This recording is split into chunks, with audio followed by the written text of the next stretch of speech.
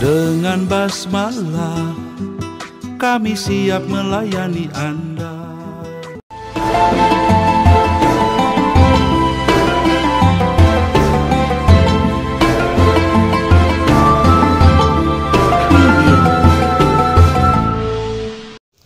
Bismillahirrahmanirrahim.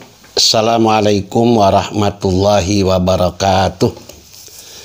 Alhamdulillah wassalatu wassalamu ala rasulillah wa ala alihi wa ashabihi wa man tabi'ahuda. Amma ba'du ma'asyiral muslimin wal muslimat abna'il a'izza rahimakumullah.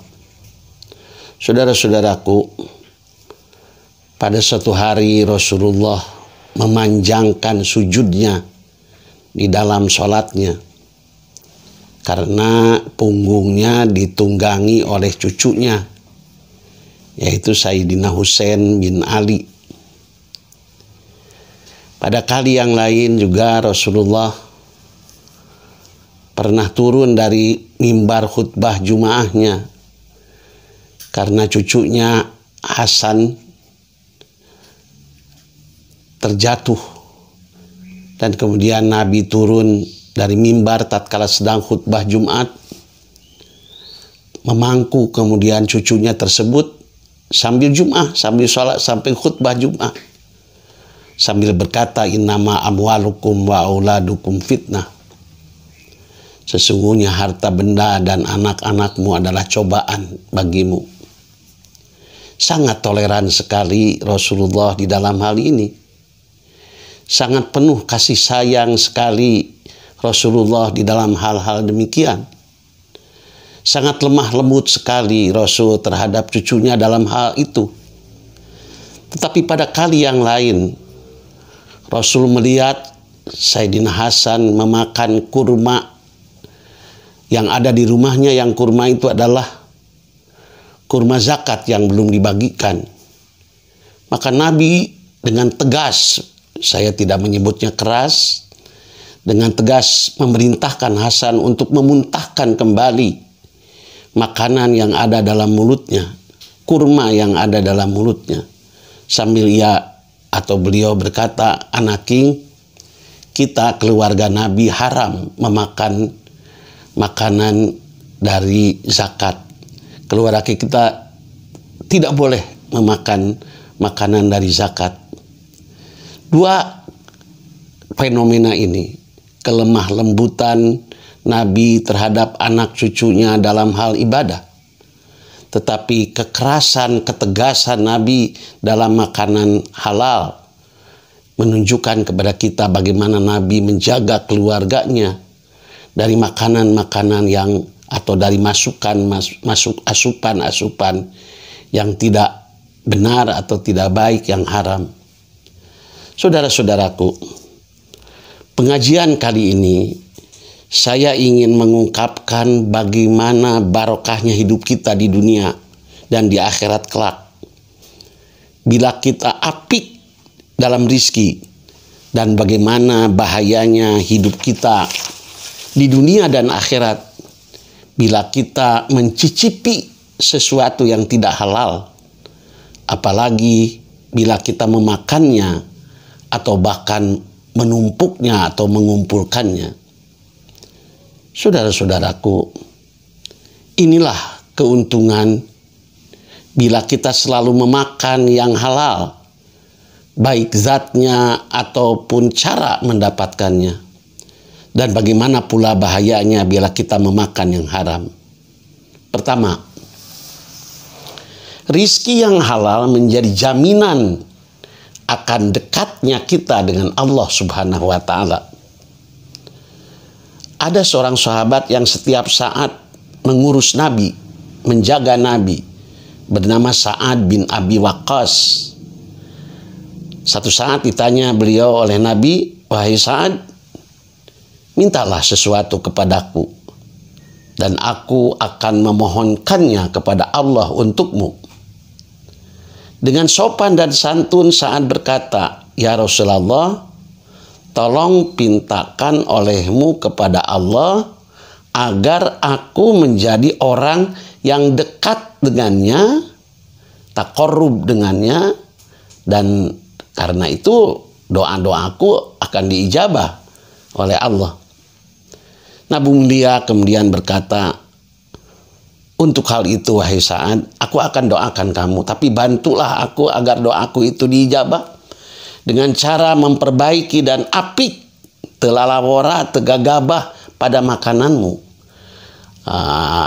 Kalau kamu ingin dekat dengan Allah, kalau kamu ingin ijabah doa, coba kamu makan makanan yang betul-betul halal. Kedua, masukkan rizki yang halal berdampak pada cepatnya ijabah doa. Kalau banyak yang syubhat atau haram, sulit doa itu diijabah. Untuk hal ini Rasulullah pernah menceritakan seorang yang getol ibadah.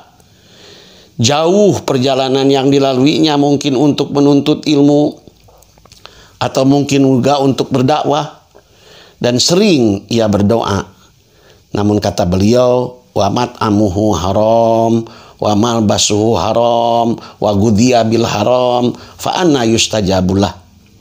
Sayang sekali orang ini makanannya dari yang haram, pakaiannya hasil dari yang haram, maka bagaimana doanya akan diijabah.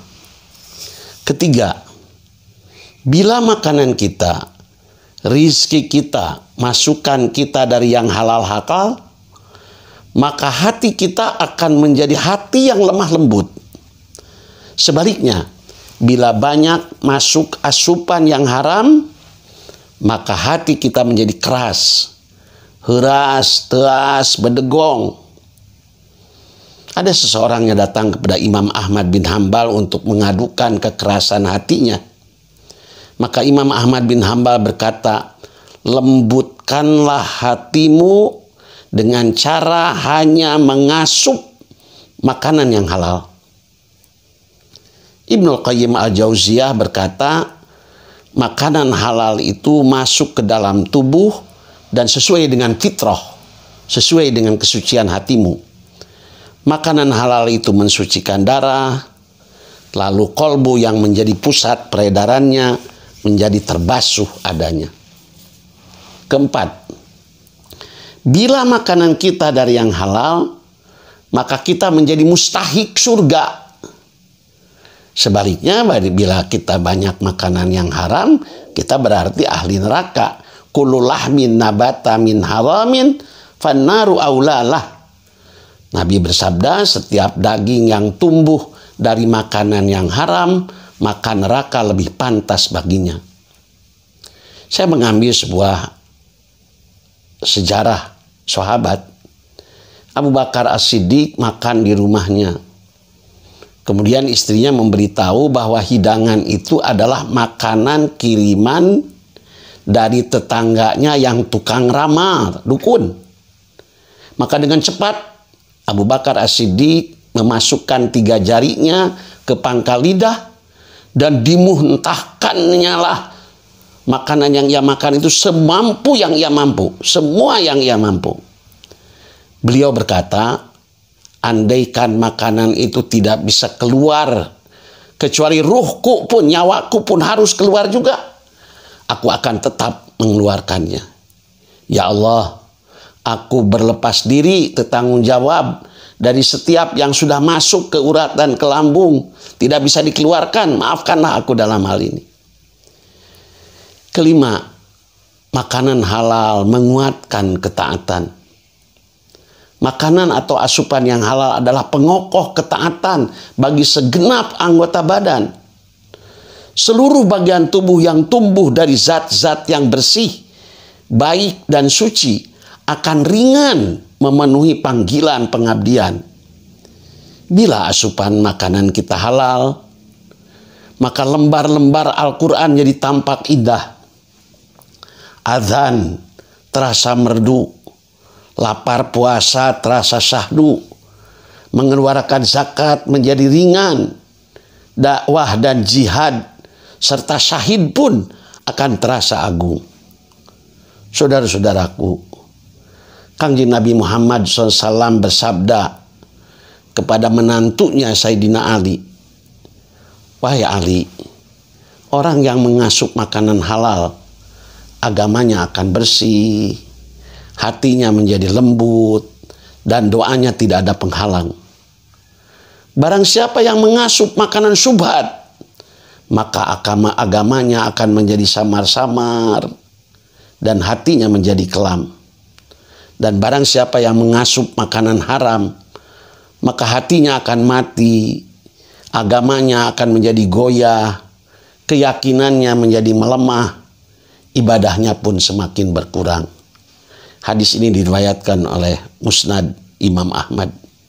Saudara-saudaraku, mudah-mudahan ke depan kita makin bersih hidup ini, makin halal apa yang kita makan, dan apa yang telah lalu mungkin ada yang haram, mudah-mudahan Allah membersihkannya, memaafkannya, dan menjadikannya menjadi sesuatu yang halal bagi kita sekalian.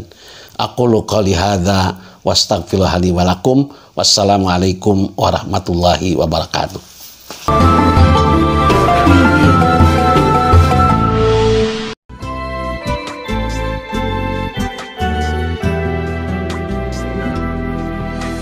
Dengan basmalah kami siap melayani Anda.